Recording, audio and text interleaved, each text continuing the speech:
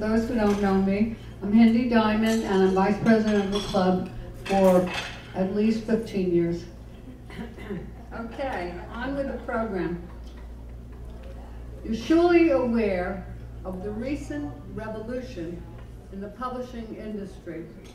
With the 21st century came the dawn of a new era by the dwindling number of prominent publishing companies that have merged. Surely they felt the impact of the economic recession, which has touched all of our lives.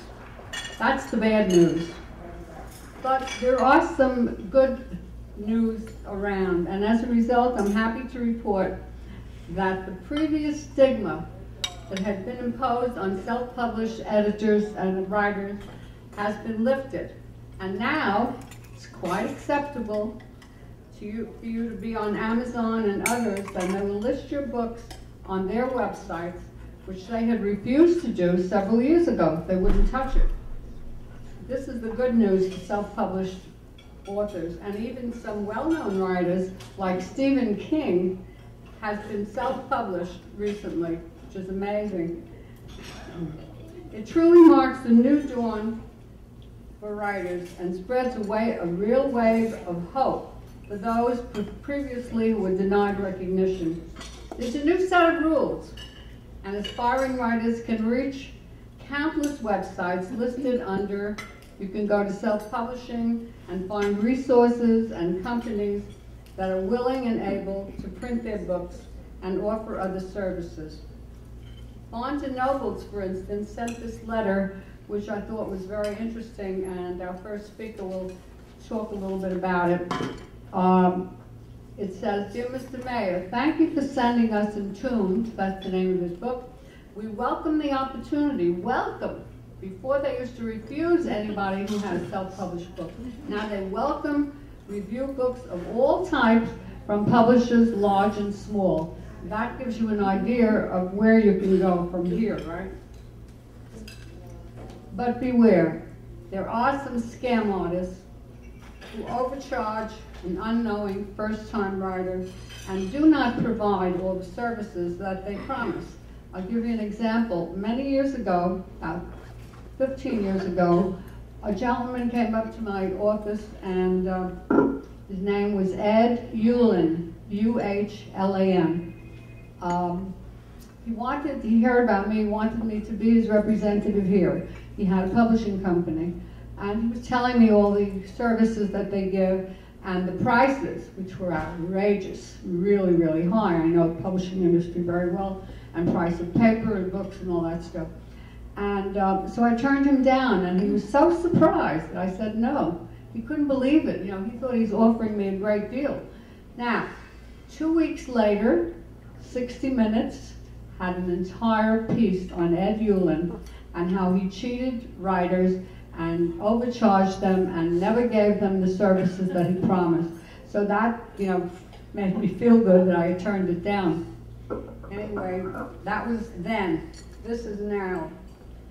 Make sure to request any publishing company that you approach for them to send you a sample of the books they've published, so you can carefully decide if they are the company for you. Compare prices. Go to different places and see how much they charge for how many copies and what kind of quality they have. Very important to look at the quality of their printing, and you'll get an idea. Is this what you want? Glossy cover or not? What size? All the information, specification, you find out from them and track it down. Do your homework before you take the first company that you go get to. And there are several steps to self-publishing. You should be made aware of them.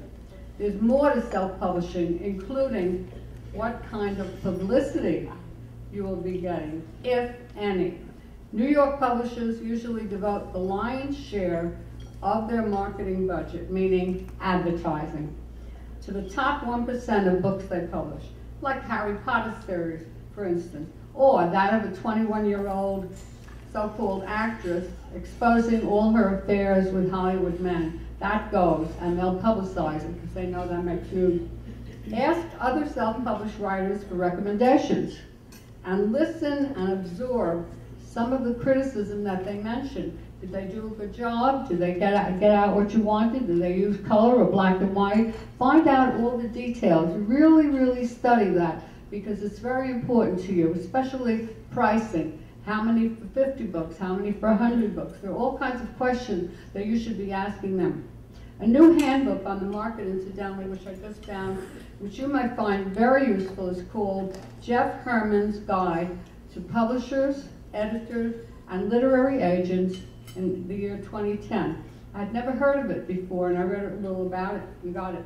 You can order a copy from Barnes & Noble, and it's very helpful to new writers to see what publishing companies are, what type of subject they're interested in. It'll be a big help to you, like the Writer's Market that I'm sure you're all familiar with. Listen to this, completely revised and brought up to date. I don't know if you can make a guess on how many copies that book has sold. 400,000 copies have been sold. Now, if that doesn't give you an indication of how many people need that information, there it is, right there in black and white. 400,000. You know what that is? That means that all over the United States, and I don't know, maybe Europe, people are really interested to know what's happening in the publishing field, and that's why we're having this seminar.